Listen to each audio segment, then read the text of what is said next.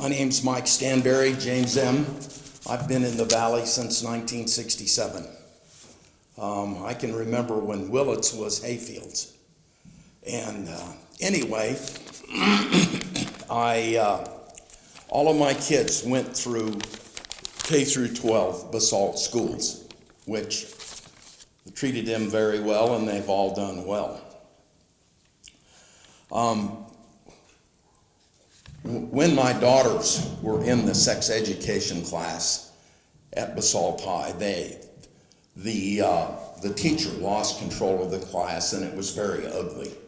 And I complained to Mike Costanza. Anyhow, I want to say that teaching is a highly regarded occupation. When you guys, teachers, get to heaven, you're going to be in the upper crust because of the influence you've had and the care you've given to the people entrusted to you. I want to thank Tanner Giannetti for the work that he did to go into this curriculum I'm going to be speaking on in depth. Several years ago, when this curriculum was accepted, we opposed it. And it was passed anyway.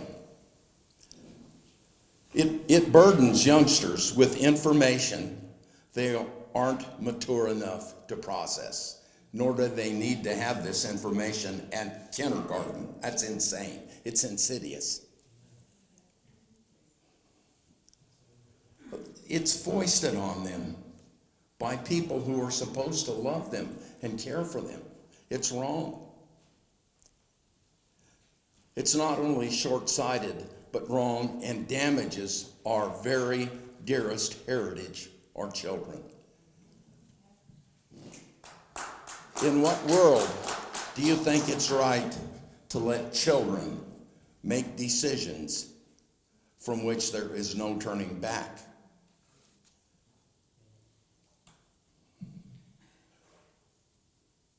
A good question would be asking yourselves, who's pushing this agenda?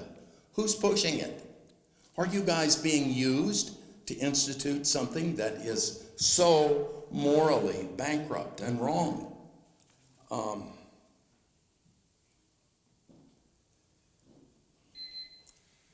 Thank you, Mike. And they're calling it normal curriculum. Mike, thank you so much. We're going to have to make time for other speakers. I can't hear you. Thank you for your comment. Oh, I'm not. Thank you for your comment. My time is up? Okay, I got my 3. Okay, well, thank you for hearing me. Thank you.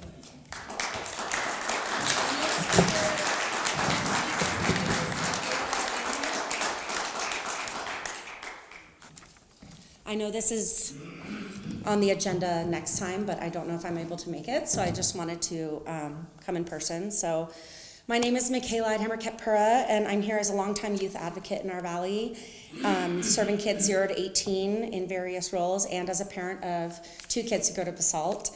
I would like you to please reconsider the proposed 26-27 early childhood tuition increases, balancing district budget pressures by passing even more costs onto families and educators who are already being priced out of the valley would be a grave misstep.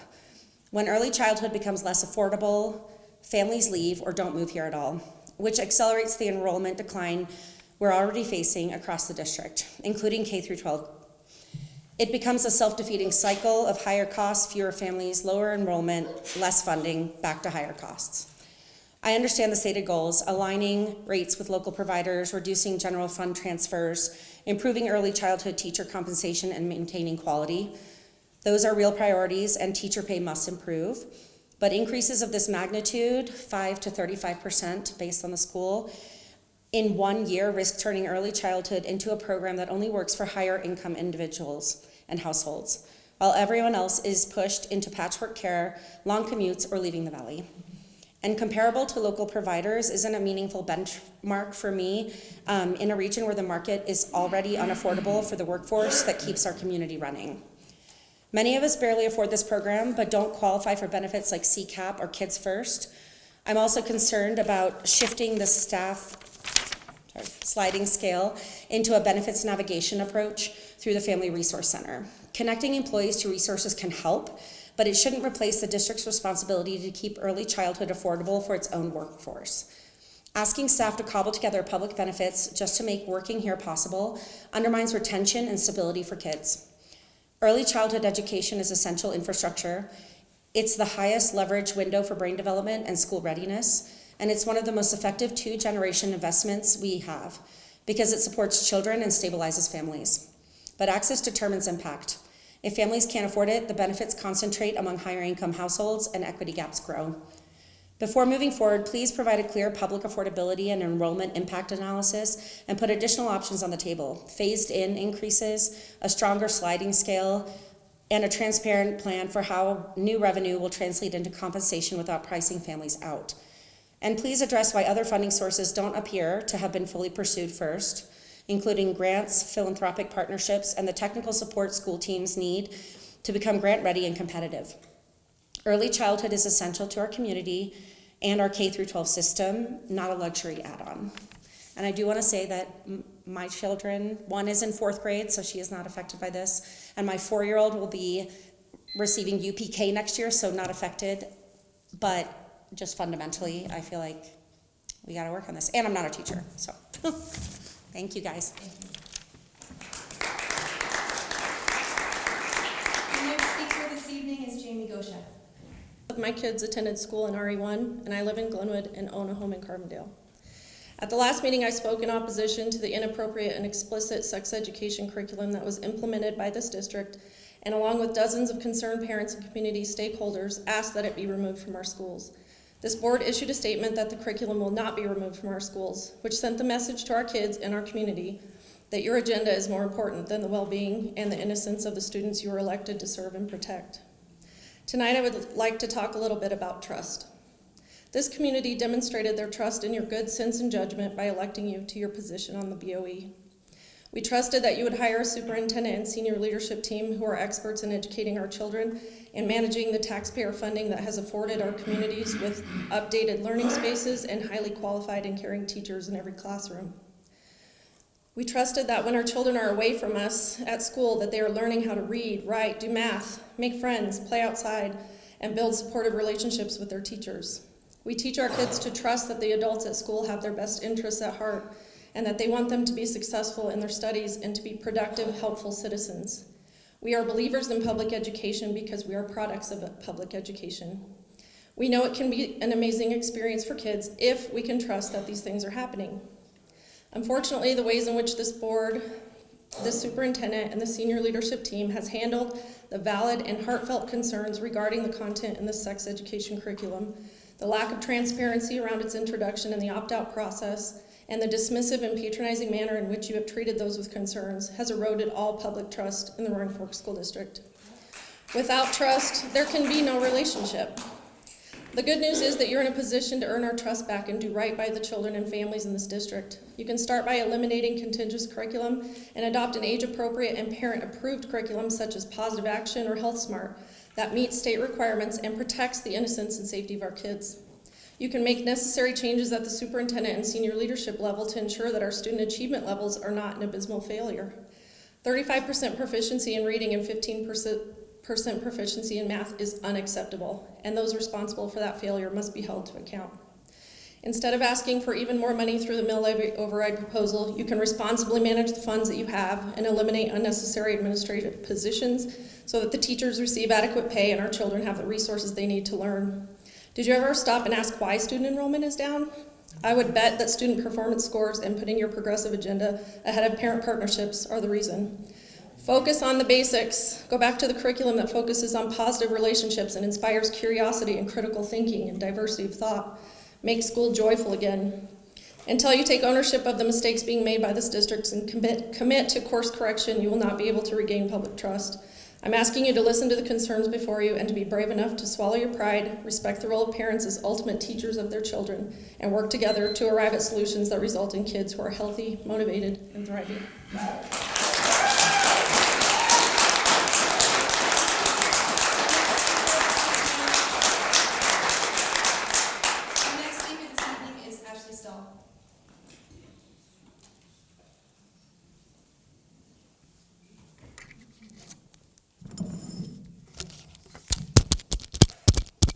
Good evening. My name is Ashley Stahl, and I'm a mother to a student at Glenwood Springs High School, a student at Yampa, and a little one who will likely come up through this district.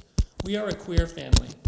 I'm also the executive director of PFLAG of the Roaring Fork Valley, and I was part of the community that fought to get the 3 R's. I want to talk about real kids tonight. I work with the GSAs in schools from Aspen to Parachute. I know dozens of kids in this district by name. I have sat with queer kids of all ages right here in this valley who tell me that this curriculum is the first time that a health class has acknowledged that they exist. Not celebrated them, not centered them, just acknowledged that they are real.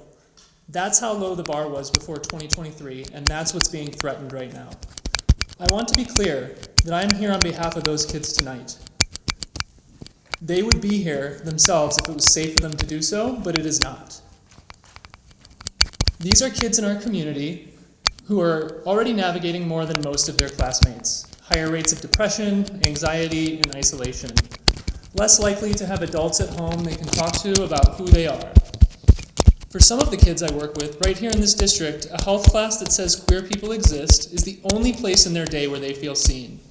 That is not an abstraction. That is a kid in Glenwood, Carbondale, or Basalt sitting in a classroom each day, and what happens at this board table affects whether that kid makes it through. Let's be honest about who is behind this campaign. It's not a group of concerned local parents who independently arrived at the exact same talking points used in Minnesota, New Jersey, and Texas. This is a coordinated national playbook dropped onto our community by people who have made their careers out of making queer kids feel like they do not belong in public life. They are not interested in improving education for kids in this valley. They are interested in using our children as a political prop. And while we are fighting to hold that line, I want to ask this board to also push further. The 3 R's acknowledges that trans kids exist. This is good, but it is not enough. A trans girl right here in this district has health needs that are specific to who she actually is, and right now this curriculum does not address them. She deserves a health curriculum that speaks to her life, not just her anatomy. That means working with health educators who understand trans bodies. It means supplemental materials that go beyond acknowledgement, and it means treating trans kids as full participants in their own health education rather than an afterthought. I'm asking this board not to just protect what we have, but to demand more of it for the kids who are counting on us. Public school is for all kids in this community. If your religious beliefs require that queer people do not exist, there are private options available to you. This board was elected by this community twice in an overwhelming fashion on this issue to protect this curriculum. I'm asking you to keep doing that. Thank you. Hello, my name is Mike Kosha. I live in Glenwood and own a house in Carbondale. Both my children were students in RE1, and I myself am a product of Roaring Fork School District, starting kindergarten in Carbondale and graduating from Roaring Fork High School in 1990. In fact, I played a lot of dodgeball in middle school PE in this very room. History is important, and I think people who have lived here for generations and helped build and keep our communities thriving have a valuable perspective that should not be ignored. Once upon a time, school was a place that taught kids how to read, write, do math, think critically, and play well with others. Parents' rights and responsibilities for moral and ethical upbringing of their children were respected by school officials, and their partnership was seen as being necessary for student success. The community was proud and supportive of its schools because they were producing high-achieving, well-rounded, and skilled members of society. It wasn't perfect, but nearly all students were proficient in basic academics and life skills that prepared them for their future endeavors. When I look at what is happening in RE schools now, I don't see anything remotely resembling the experience I had in this district. The disgusting and immoral sex education material you're exposing young children to is criminal. Your refusal to take accountability for adopting this repulsive curriculum and not being transparent about its content or how parents can opt out is appalling. The way you are prioritizing politics over truth and ignoring public outcry is shameful.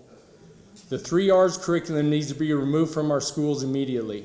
The Roaring Fork School District of today is an embarrassment to our community, not only to have implemented and defended this vile curriculum, hidden content, and opt-out procedure and ignored concerns from parents and stakeholders, but now you're going to sit there with a straight face and ask for more money. How do you expect us to keep funding your failures, especially when you clearly do not wish to uphold the values and expectations we have for our kids? This values residents have a long history of supporting our schools, both financially and philosophically, recognizing the value of high quality education for our kids' future, the future of this community. The Roaring Fork School District continues to prove that this is incapable of offering our kids a high quality education. According to the superintendent's mid-year report, 2 out of 3 kids are not able to read, and 8 out of 10 kids can't do math at a proficient level. This is outrageous. You all need to hold people responsible to account. There is no way the community should support a Mill Levy override to send more money to be burned up a house that is on fire. This administration has proven that your progressive ideology and incompetence is damaging to kids. They are not getting smarter, healthier, or more skilled. RE1 schools are a failure, and change all that level is desperately needed. Thank you very much. Please conclude your comments. I appreciate it. I have 2 words of advice. Do better.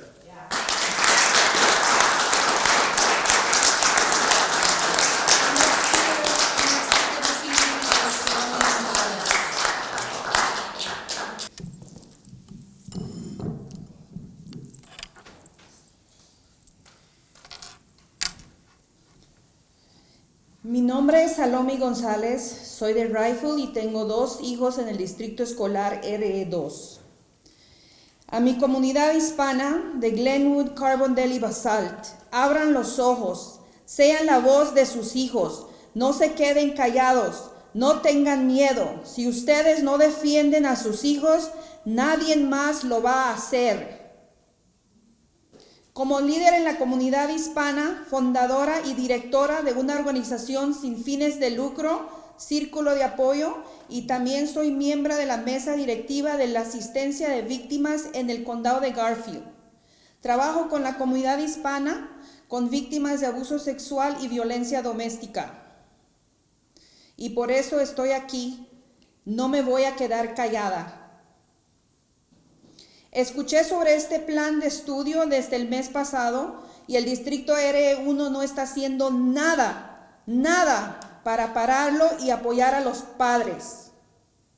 Vergüenza les debía de dar al distrito RE1. Nosotros como latinos, en nuestra cultura hispana, la familia es más importante. Nosotros crecemos a nuestros niños con valores, familia y fe. Y eso lo debía de saber la señorita aquí, Jasmine Ramírez. Los niños a esa edad son muy inocentes y no están pensando en temas sexuales. Para mí estoy... Excuse me, Salome. Please adhere to our regulations. Okay, you're wasting my minutes. Para mí esto es abuso infantil. Thank you very much. Estoy cansada de que otros estén hablando y no hacen nada. Thank you. Oh, you're discriminating me now because I'm speaking Spanish? Shame on you. You know what you're doing to the kids? That should be child abuse. To all of you. You.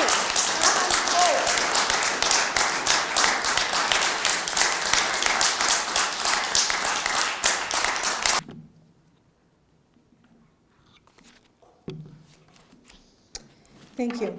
The agenda today calls for a celebration. The public would like to address this, but in different ways. We want to highlight the congratulations for the miscalculation of roughly $6 million, and reports now indicate that an additional shortfall of possibly $3.5 million for this year.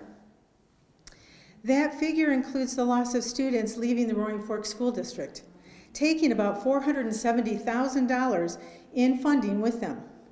This budget failure is not a tax problem, it is a superintendent and a board member problem.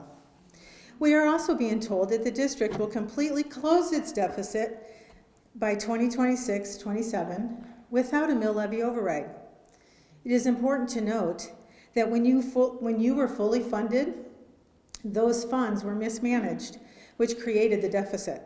Why should the public believe that overriding the mill levy, giving you another chance, will not result in the same mismanagement? Test scores show that even with a fully funded district, 70% of students cannot read, write, or do arithmetic at the expected level. Those are the 3 R's we care about. We celebrate a 90% graduation rate, but that includes the 30% of students at the state average, which you also celebrate, and 60% who are not at state average. From 2010 through 2013, district proficiency rates were around 80%, a huge difference from today's 30. Let that sink in. What has changed? Leadership.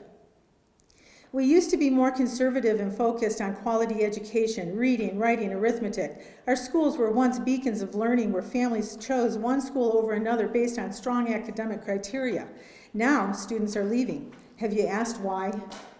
Is it because you have repeatedly ignored public concerns about curriculum and test scores, and through your progressive decisions and poor outcomes, you have driven students away?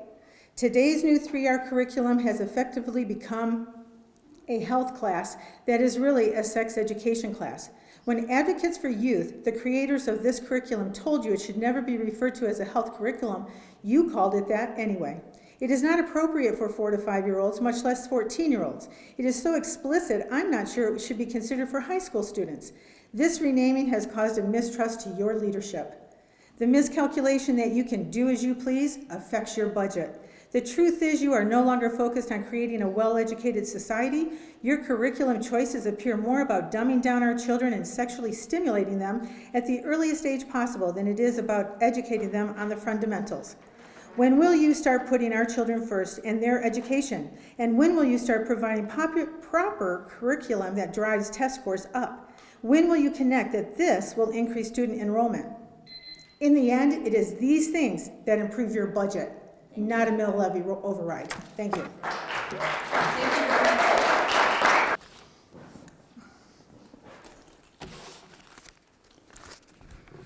The question is, do we throw good money at bad policy? The fact of the matter is, the grades have fallen since 2013 from 80% below 30% competency. So more than 70% of the students leaving school now do not have the skills to contribute to society or function well at work. With the new mill levy request, I researched and found that I'm paying the school district more than $11,300. 70%, let me see. So I'm paying for more than 70% of the kids to fail. This is money very poorly spent. It has become very obvious that the school board is much more interested in the far left political agenda than teaching, reading, writing, arithmetic, and history.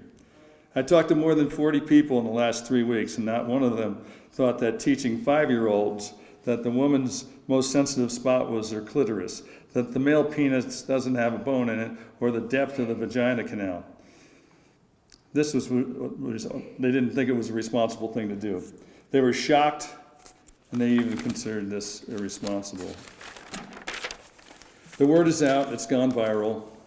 You people are irresponsible. This curriculum is going to spur kids to be curious and try and experiment with sex way sooner than any reasonable parent would ever consider. And I really don't care what your so-called experts say.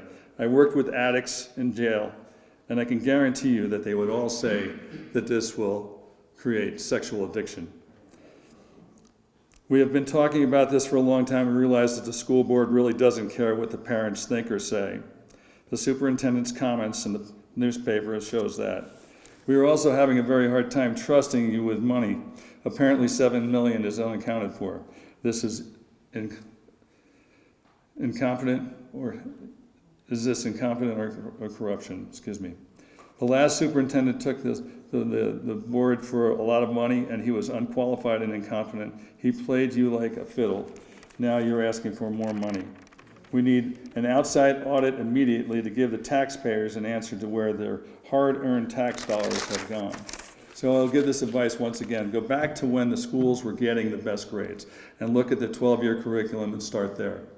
Throw out what's not working, and clearly that's this curriculum, and throw out whoever doesn't support it. Talk to all the old school board members who got the best results. As a recovering addict, they say the hardest thing to do is admit you have a problem, and you guys have a real problem. I was an employee at this school one time, 4 years as a coach, and we raised 3 kids who won a lot of awards, and I will say this, they're contributing a lot to society in this valley. Thank you so much, John. We also have 2 grandsons in this valley, and that is why I am here. Thank you. Our next speaker this evening is Heath. Be a good boy up here, okay? You sit on down.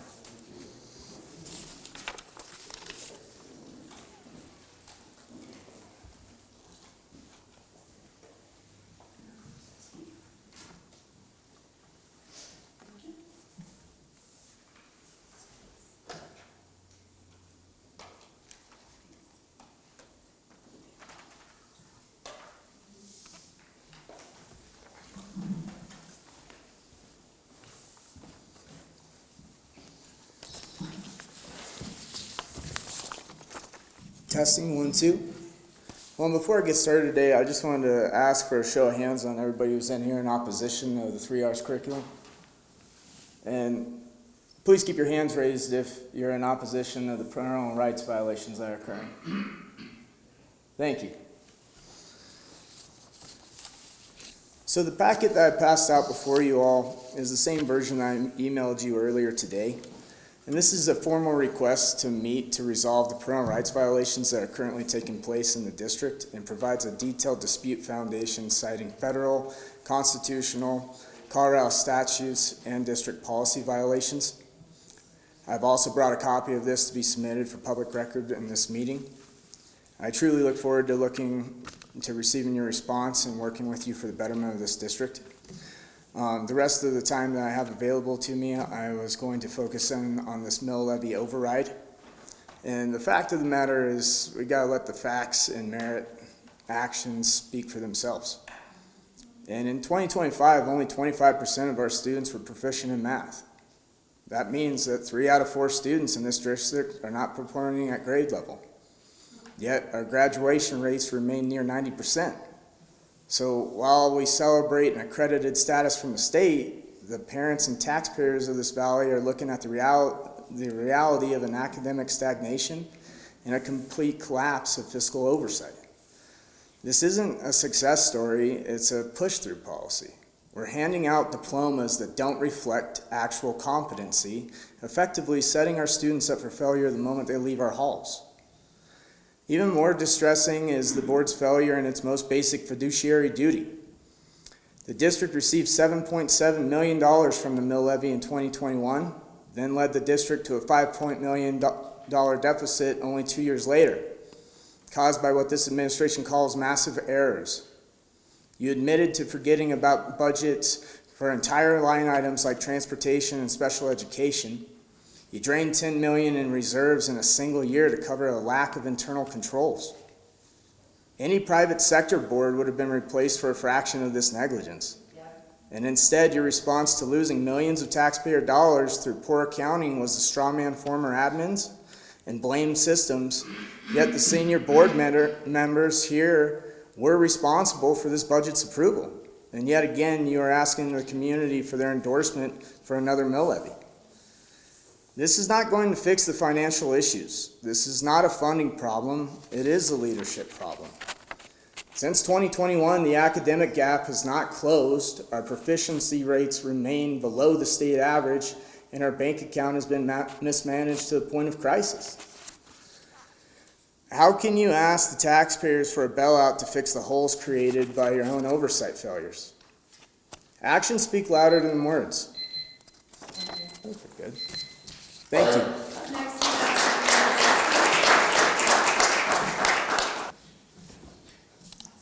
Good evening, board members. My name is Sabrina Ferguson. I am a district parent and a taxpayer.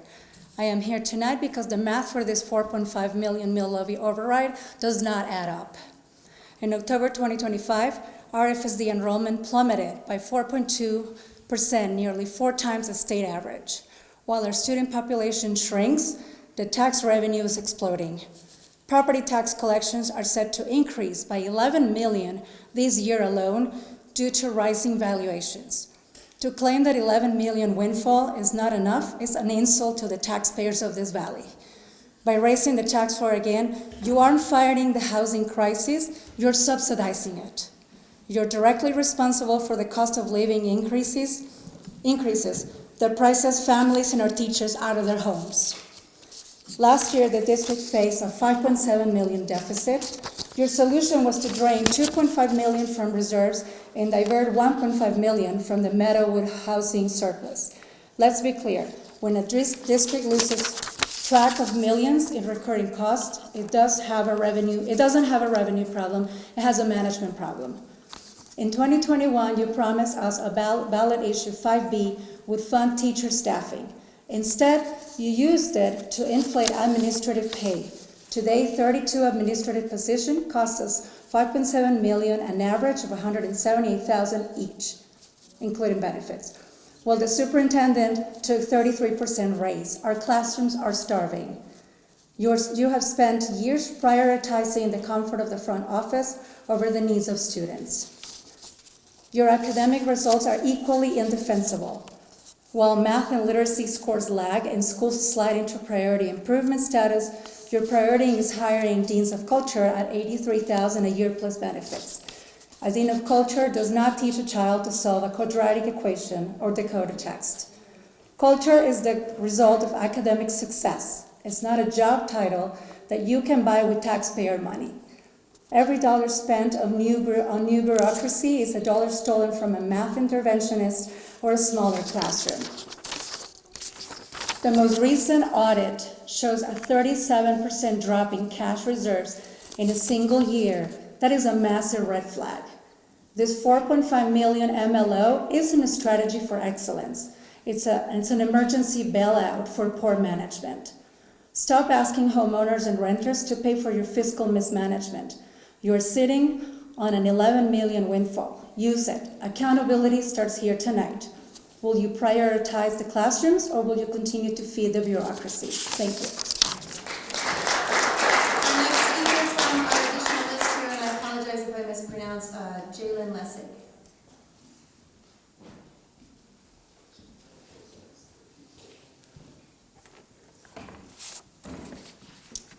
Thank you for allowing me to speak tonight. My name is Jalen Lessig.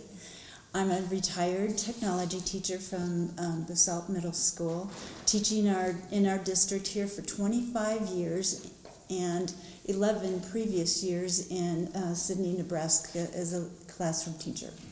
The reason I'm here to speak is because I am so alarmed at the extremely low academic test scores in our district. This is a red flag. A little over 10 years ago, in around 2012, Basalt Middle School made the National Schools to Watch list for 3 years consecutively. They were recognized statewide and nationally for our high academic scores. The CDE site revealed just last night the shocking truth of the decline in these scores here in our district. So how do we address these low scores?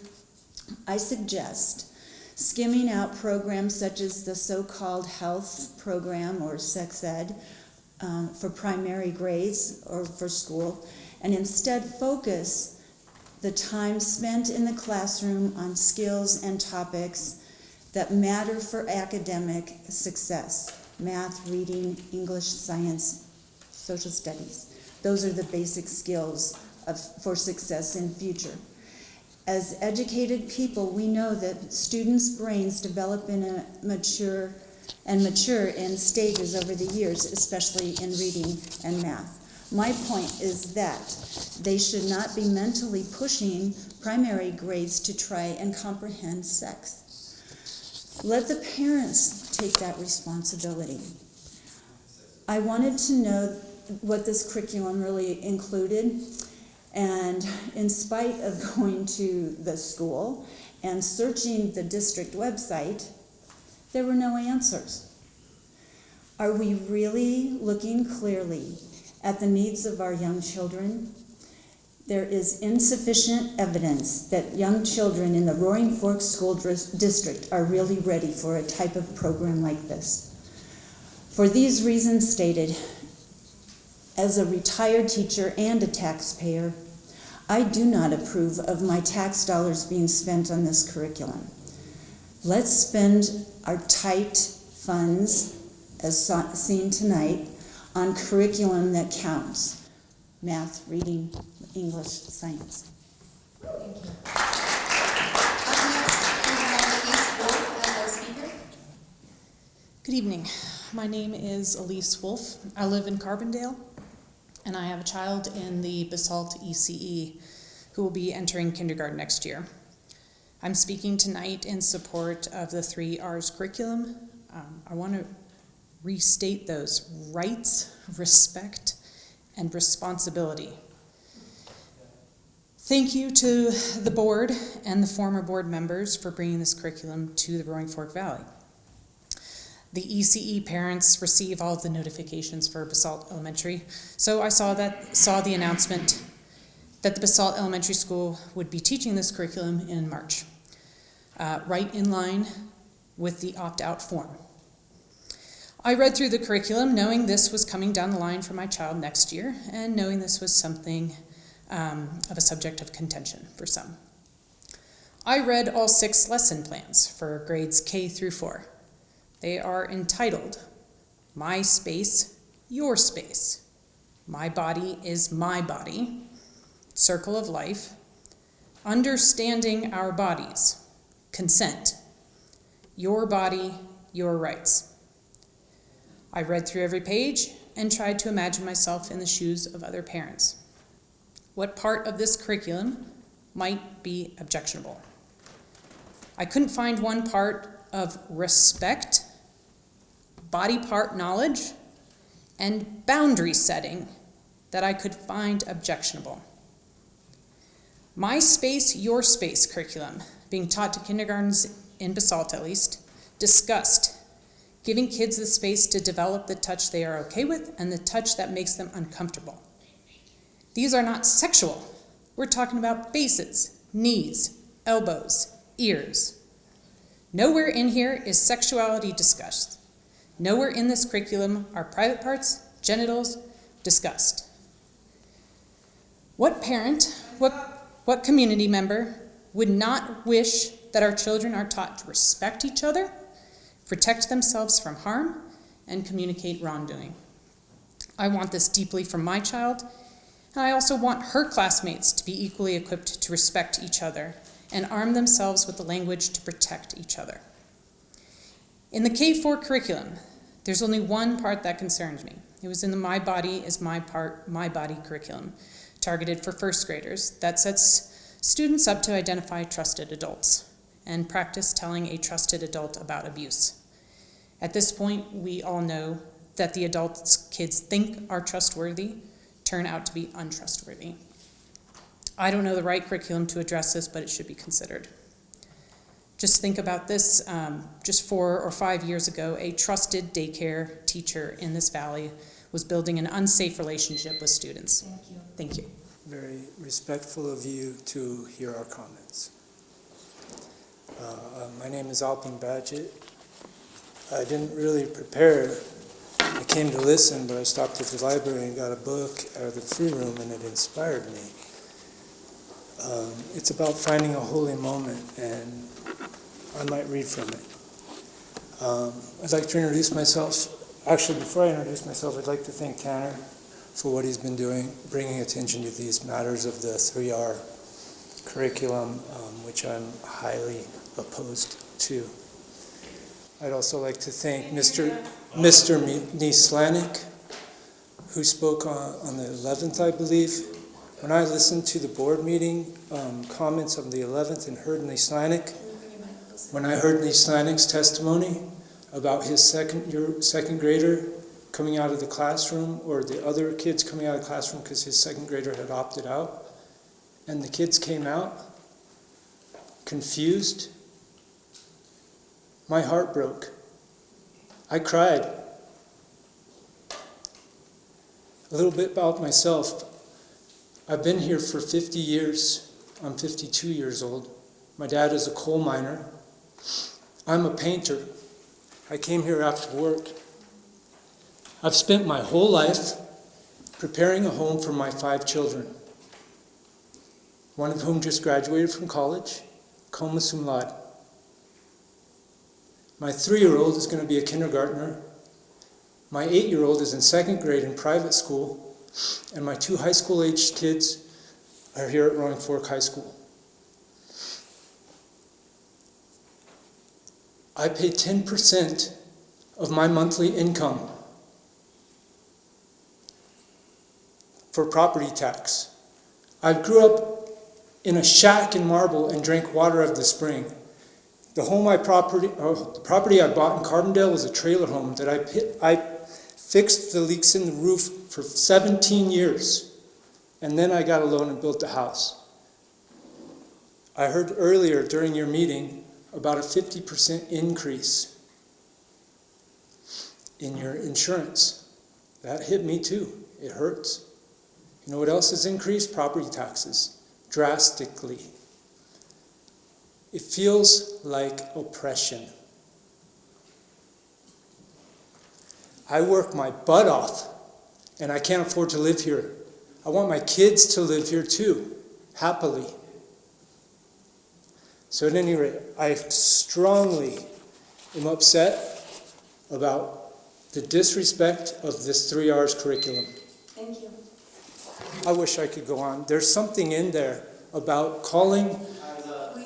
No, you need to hear this. Everyone needs to hear this. There's something in there in an animation, and it says that white people cannot experience racism. Did you know that that's in your curriculum? White people cannot experience racism. That statement itself, that statement itself is racism. And the other board members. Thank you. That statement itself is racism. Our final speaker of the evening is Christine.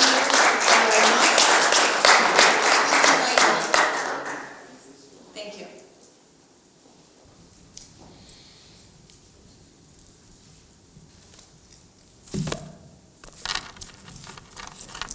Hi there. Thank you for allowing me to be here. And I wasn't planning to speak at all, but I feel it's necessary. I've been in the Valley for over 31 years. I'm not as prepared as all the other speakers with all their statistics. I'm just going to speak from my heart. My mom taught school for over 35 years. Her mom taught school for 54 years, was a superintendent, and they're rolling over in their graves.